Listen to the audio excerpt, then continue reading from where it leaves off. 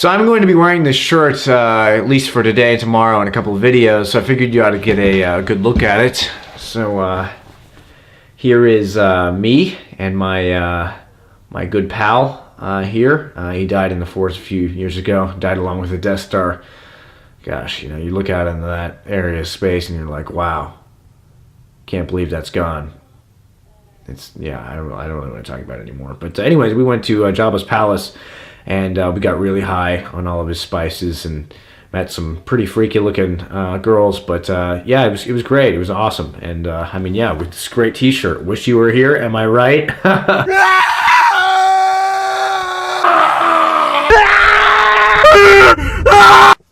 I'm so wasted.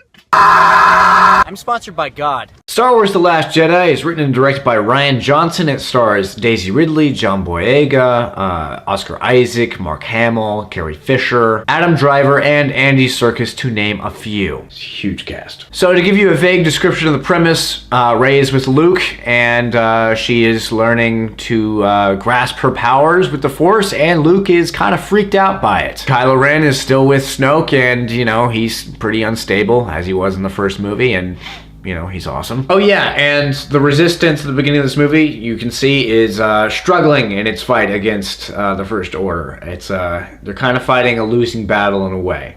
So that's all I'm going to tell you about this movie as far as the premise. So there you have it. Please be aware, guys, this is going to be a spoiler-free review, so you have no, you shouldn't have any qualms with this review. I'm not going to spoil anything. I am going to release a spoiler review tomorrow with a special guest, and that should be a lot of fun. But for today, you don't have to worry about me spoiling anything. We're just going to talk about what I liked and didn't like about Star Wars The Last Jedi without really specifying exactly what I liked and didn't like, because there's no spoilers here. First of all, the performances are great in this movie. Daisy Ridley's really good. She was really good in the first movie, and she was really good here. Oscar Isaac has a bigger role in this movie. I loved his character Poe Dameron in the first movie, and you really get to see a lot more of him here. He's awesome in this because he's Oscar Isaac. Carrie Fisher was Carrie Fisher. She was fine. She wasn't great in episode 7, and she wasn't great here. She was just, you know, she was serviceable. She was Carrie Fisher. However, Mark Hamill, one of the other old geezers in this movie, he was incredible. He was, honestly, this is the best Mark Hamill performance I've ever seen. You know, I always thought he was kind of a, you know, average actor in the original trilogy. Did not think that he was the best actor in that cast, but here he was really great. He was actually, like, he gave a really good performance, probably the best performance I've ever seen on live, you know, just live action on screen of Mark Hamill. And I mean, he was subtle. You could still tell he was conflicted. He injected some humor into his role, and I mean, Mark Hamill, he came to play. He came to play. And we're gonna talk about Snoke here in a little bit, but Andy Serkis as Supreme Leader Snoke, awesome, like seriously great. Snoke. I was very pleased with what we saw of Snoke in this movie. He was cool. Like, he was very, very cool. But I gotta say, my favorite performance in the entire movie was Adam Driver as Kylo Ren. Adam Driver was my favorite. I mean, Kylo Ren was my favorite character to come out of episode 7, and he, I believe, is still my favorite character in episode 8. I mean, goodness gracious, he's super conflicted. I think Kylo Ren is exactly what Anakin Skywalker should have been in the prequels, personally. You know, this unstable, kind of just extremely powerful dude, but, you know, not a whiny little boy. But anyways, Adam Driver as Kylo Ren, super great. You could totally, all the emotion just emanates off of his face. You really feel for this guy, even though he's a bad guy, but I mean, you understand him. You understand why he became Kylo Ren and not just some nice young Padawan with a nice, not red lightsaber. Oh, and one more little casting bit, and this is a bit of a negative for me in this movie. The girl who played Rose, Kelly Marie Tran is what I believe her name was. I liked the character of Rose in this movie. However, the acting on this actress's part, I was not a huge fan of. She was not super convincing to me. I thought she worked at times. I thought she was funny at times, annoying at others. I gotta be honest with that. I was not a big fan of her. So I can't say all the way around great acting and great performances, but I can say for The Last Jedi that mostly there were great performances in this movie. Now let's really get into, the movie, the story of The Last Jedi. So going into this movie, my feelings about this new era of Star Wars movies has been, I've liked them, okay? I thought Star Wars Episode 7, I thought was really good. I thought it was a bit too much of an homage to Episode 4 that kind of copied it, and that really just annoyed me. However, I think Rogue One was a great movie. I think I thought Rogue One was just terrific. It was one of my favorite movies of last year. And with Episode 8, I had high expectations because Rian Johnson was directing it, and Rian Johnson did Looper and Brick, and I was a big fan of those movies. So I was expecting something different with this movie, and I certainly got it, I gotta say. However, all of what I got I was not a huge fan of. Let me explain.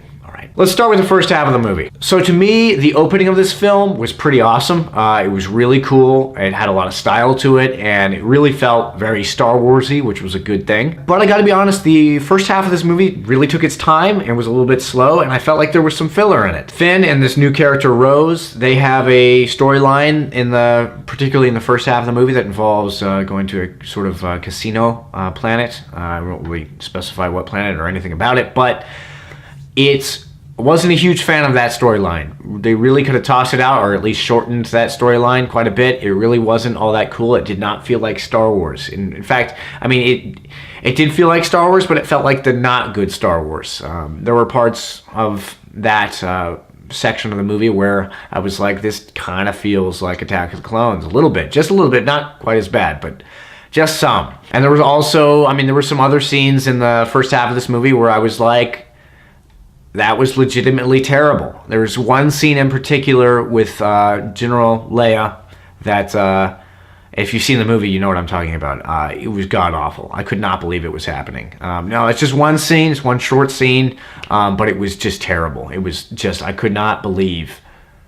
I was like, what is happening here? What is happening? This is so corny. And there was just some other scenes in the first half of the movie where I was like, that really was not necessary, and it didn't work for the story. It didn't work for the story. It didn't work for the film. It just felt like filler, and I was like, what are we doing here? Gotta be honest, the first half of this movie, I was like, I'm not sure if I'm gonna walk out of this theater liking this movie. I'm really, I really felt that way. So the first half of the movie was really a mixed bag of both good and bad. And I really didn't know how to feel about it until we got to a point in the movie where, well, it turned into something that I really loved. But the first half of this movie, I would say, was not quite what I wanted. It was average, I guess you could say, but it was not as good as I had hoped it would be. However, I will say that the first time you see Snoke in this movie, which is in the first half of this movie, it's incredible.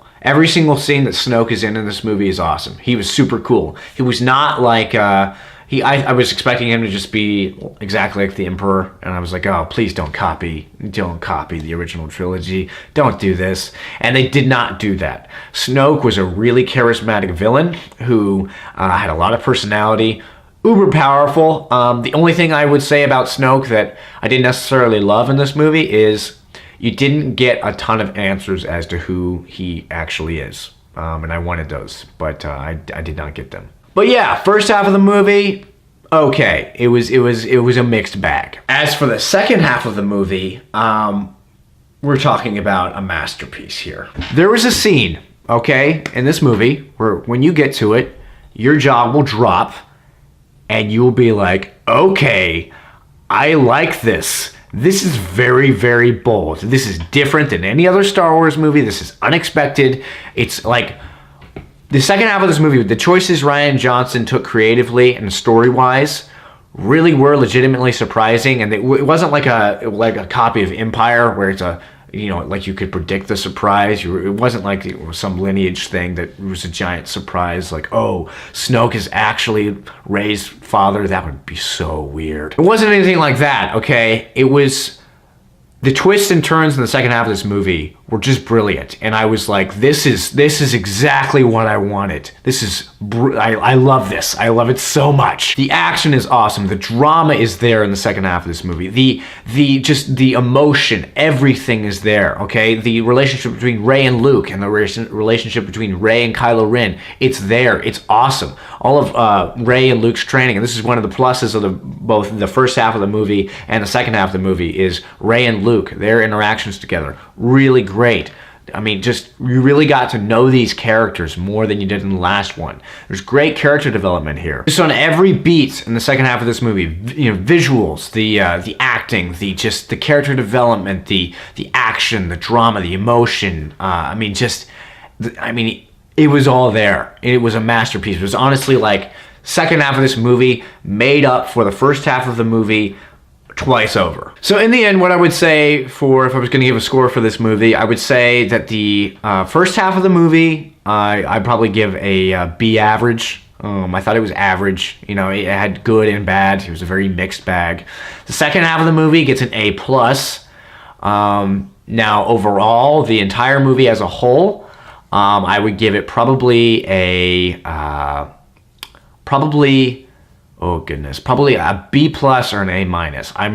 I need to see the movie again before I really decide that, but suffice to say, this movie is a great time. Anyways, guys, that is my review for Star Wars Episode 8, The Last Jedi. I think I covered everything I wanted to cover, but if I didn't cover everything I wanted to cover in this video, there will be another video out tomorrow, probably tomorrow in the evening. I will be releasing a Star Wars spoiler review that I collabed with Tyler Tompkins. We had a great time hanging out, and we just talked Star Wars, and yeah, so stay tuned for that.